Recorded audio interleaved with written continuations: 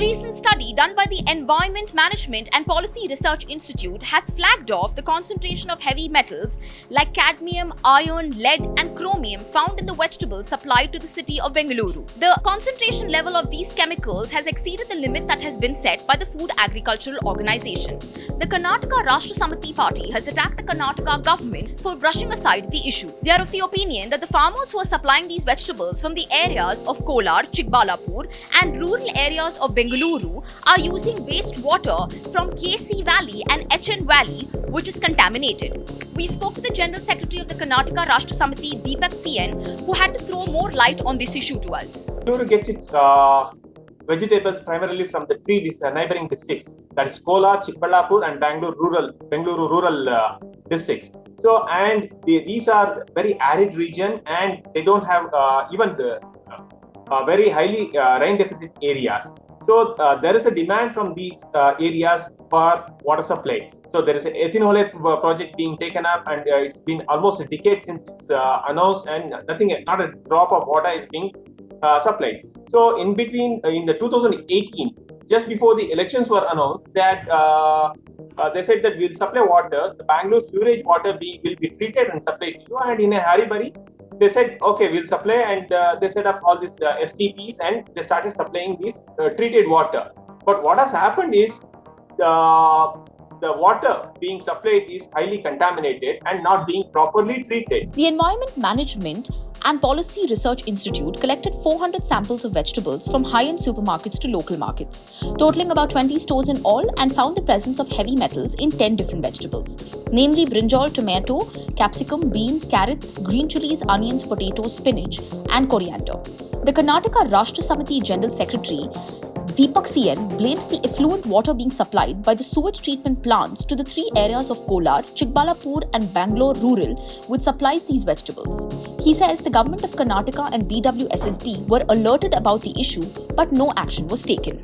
But way back in 2020 itself, we had written the government of Karnataka and BWSSB and various other agencies concerned. There is some financial irregularities in setting up these STPs, and there is a discharge of effluents without proper treatment. We have documents where the Karnataka Pollution Control Board has written to these engineers saying that the effluents are not being treated properly, no ledger is being maintained. All these issues were brought to the notice of the BWSSB engineers.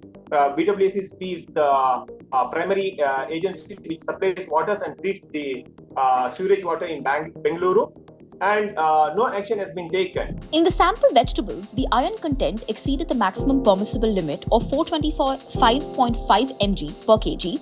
For instance, beans purchased from reputable organic stores had iron concentration of 810.20 mg per kg, and spinach had 554.58 mg per kg. Even vegetables obtained from hopcoms such as onions had a higher iron content of 592.18 mg per kg.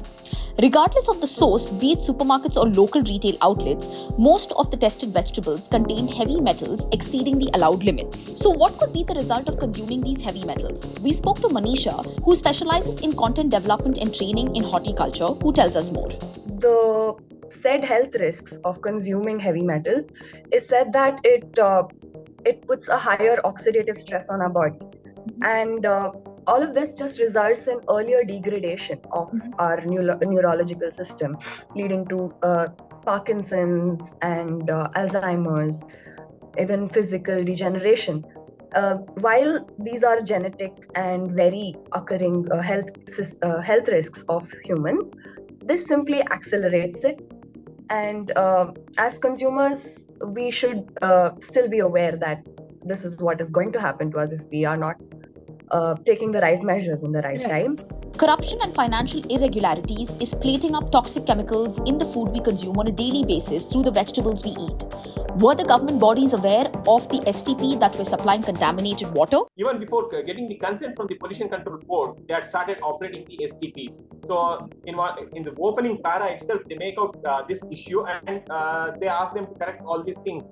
But even after that, what we have is data from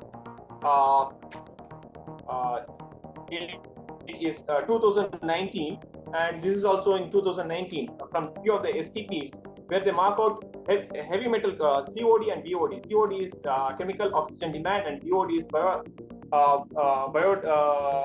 oxygen demand, biochemical oxygen demand in the treated water. They were in one of the two STPs on the daily report, which we got from some of the sources on real-time monitoring. They show that it's very highly, that 5 to 6% in the 5 to 6 times heavier than the normal conditions, and in one of the cases, the total solids in the treated water was around 11 times higher than the permitted levels. So Right. this is the kind of what they have been doing, and these water is being supplied to the 3 districts. So while you and I continue to consume dangerous heavy metals in our diet, the government of Karnataka simply decides to pass the buck and blame sellers if they find contamination of metals in the produce they sell. The Food Safety Department of Government of Karnataka issued a circular statement to the media stating that they are collecting samples of the vegetables, and if found, the sellers will be prosecuted and jailed. And it says that there is a provision for 6 months to 6 years Imprisonment period. imprisonment. So exactly. So this is the kind of what will the seller do? They will Exactly. just buy the vegetables from the market and sell it in neighborhood areas. Bengaluru residents consuming vegetables contaminated with toxic heavy metals face potential dangers as the Karnataka government shifts responsibility to sellers.